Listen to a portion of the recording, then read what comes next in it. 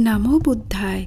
आज मैं आप सभी को कन्ह जातक कथा सुनाने जा रही हूँ। दुनिया में लोभ, लालच, क्रोध और द्वेष इंसान का व्यक्तिगत गुण रहा है, जिसके कारण कई सभ्यताएं बनी और मिट गई। लेकिन इस दुर्गुणों का हल सम्यक कल्चर ने खोज निकाला। उन्होंने तमाम जातक कथाएं बेहद ही आसान भाषा में लिखी, जिससे सुनने और जानने के बाद कोई भी व्यक्ति आसानी से इन दुर्गुणों से बच सकता है। आज मैं इसी पे आधारित कन्ह जातक कथा सुनाने जा रही हूँ। यह कथा मधुर पिपलायन की आदर्श जातक कथाएं बुक से लिया गया है, जो आपको पेज नंबर 409 में मिल जाएगा। इस कन्ह जातक कथा का नाम कृष्ण ऋषि है। वाराणसी में एक करोड़पति सेठ रहता था। काला वर्ण होने के कारण उसने अपने इकलौते पुत्र का नाम कृष्ण कुमार रखा। 16 वर्ष की आयु होने पर वह मणि प्रतिमा की तरह सुंदर दिखता था।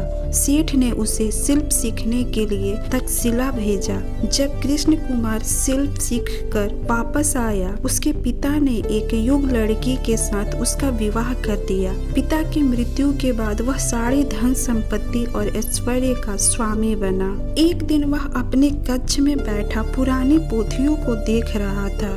इसमें लिखा था कि उसके दादा परदादा आदि ने कितना धन कमाया था। इसे पढ़कर वह सोचने लगा, जिन्होंने यह धन कमाया वे अब कहीं दिखाई नहीं देते, केवल उनके द्वारा अर्जित धन ही दिखाई देता है। उनमें से कोई भी अपने साथ धन लेकर नहीं गया। अब उसके मन में अनेक प्रकार के प्रश्न उठने लगे। यह धन आषाढ़ है, इसका दान कर देने ही सार है। अगले दिन उसने राजा से आज्ञा ले महादान की घोषणा की। 7 दिनों में उसने अपनी सभी धन दौलत नगर वासियों में दान कर दी और ऋषि प्रवज्या लेकर हिमालय की ओर चल पड़ा। वहाँ वह एक रमणीक स्थल पर एक वृक्ष के नीचे रहने लगा। उसने अपने लिए कोई पर्णकुटी भी नहीं बनाई। वृक्ष के मूल में ही सोता। जमीन ही उसका बिस्तर था। खुला आकाश उसकी छत थी। बिना आग पर पकी चीज ही वह खाता। दिन में केवल एक ही बार भोजन करता। फलाफल के लिए उस वृक्ष के नीचे से कहीं बाहर नहीं जाता। वृक्ष फलता तो उसका फल खाता। फल न होने पर उसके पत्ते ही खाकर गुजारा करता। पत्ते न होने पर उसकी पपड़ी खाता। वह एक ही आसन पर बैठा रहता। बैठे बैठे हाथ पसारने पर जो फल हाथ लगते उन्हें ही ग्रहण करता। थोड़े दिनों में ही वह अपनी इस तपस्या साधना द्वारा आर्य सत्यों का अनुसरण करने लगा।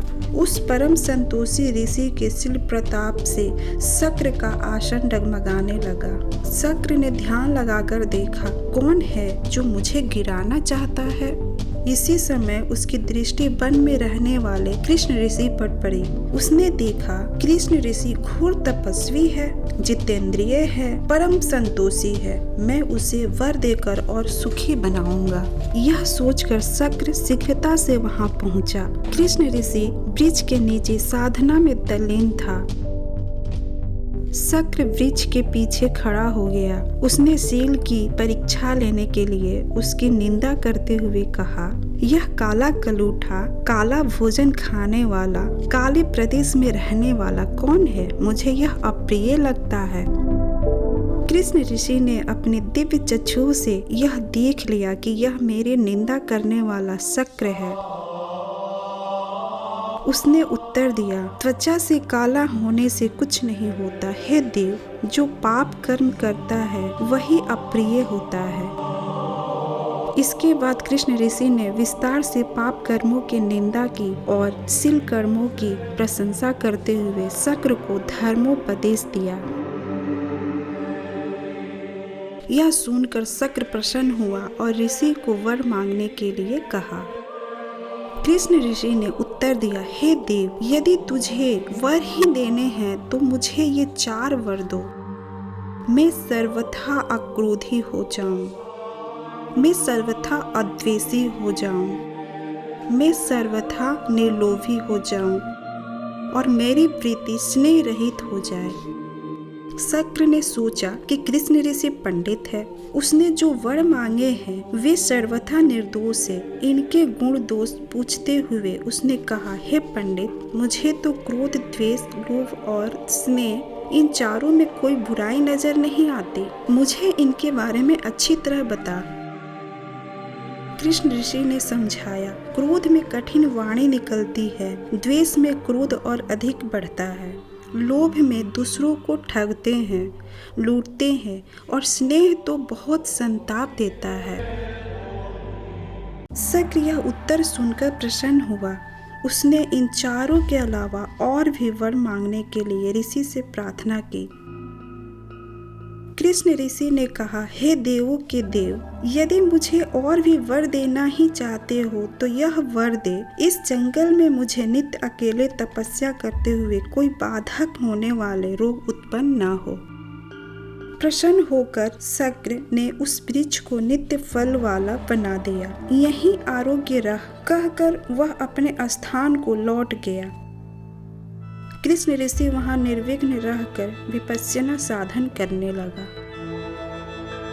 इस कथा में एक जगह आर्य सत्यों का प्रयोग किया गया है, जो कि हिंदी में उसे आर्य सत्यों कहा जाता है, जबकि इसे पाली भाषा में आर्य सत्य कहा जाता है। और यहाँ कनह जातक कथा समाप्त होती है। इससे हमें यह शिक्षा प्राप्त होता है कि हमें लोभ, द्वेष और क्रोध से बचना चाहिए और जितना हो सके हमें ऐसे लोगों से दूर रहना चाहिए और रंग विभेद करने से भी बचना चाहिए। हमें हमेशा पॉजिटिव लोगों के साथ रहना चाहिए, जिसमें बदलाव तथा सत्य स्वीकारने की क्षमता हो।